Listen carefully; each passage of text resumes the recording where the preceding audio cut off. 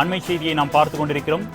தமிழ்நாட்டை பொறுத்தவரையில் மும்மொழி கொள்கைக்கு வாய்ப்பே இல்லை என்று தமிழக அரசு சார்பில் அறிவிப்பு வெளியாகியிருக்கிறது. அண்மை செய்தியாக நாம் பார்த்துக் கொண்டிருக்கிறோம்.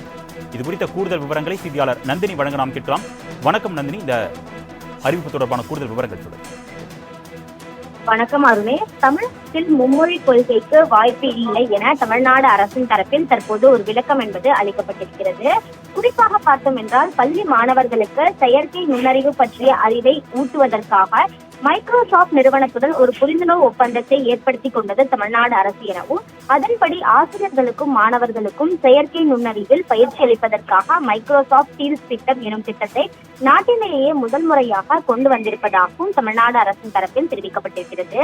ஆனால் இது குறித்து பாரதிய ஜனதா கட்சியின் மாநில தலைவர் அண்ணாமலை கூறுகையில், இது தேசிய கல்விக் கொள்கையில் சொல்லப்பட்ட திட்டம் என்று தெரிவித்திருந்தார் என்றும், வெகு விரைவில் மும்மொழி கொள்கையையும் தமிழ்நாடு அரசு கொண்டு வரும் என குறிப்பிட்டிருந்ததாகவும், அண்ணாமலை வரலாற்றை மாற்றவோ திரிக்கவோ முயலக்கூடாது, தமிழ்நாடு அரசு அவரை கூற்றை முற்றிலும் நிராகரிப்பதாக தெரிவிக்கப்பட்டிருக்கிறது.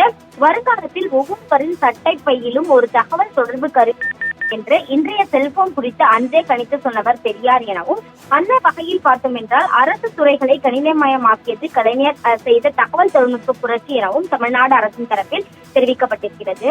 தேசிய கல்விக் கொள்கையை தமிழ்நாடு அரசு ஏற்றுக்கொள்ளவில்லை என்றும், எனினும் அதில் அடைய வேண்டிய இலக்குகள் என்று சொல்லப்பட்டிருக்கும் பலவற்றை தமிழ்நாடு ஏற்கனவே அடைந்து விட்டதாகவும், எடுத்துக்காட்டாக தேசிய அளவில் மாணவர் சேர்க்கை விகிதத்தை 50% ஆக்க வேண்டும் என தேசிய கல்விக் கொள்கை கூறுகிறது என்றும், ஆனால் தமிழ்நாடு சதவீதத்தையே 2035 எட்டிவிடும் எனவும் தெரிவிக்கப்பட்டிருக்கிறது.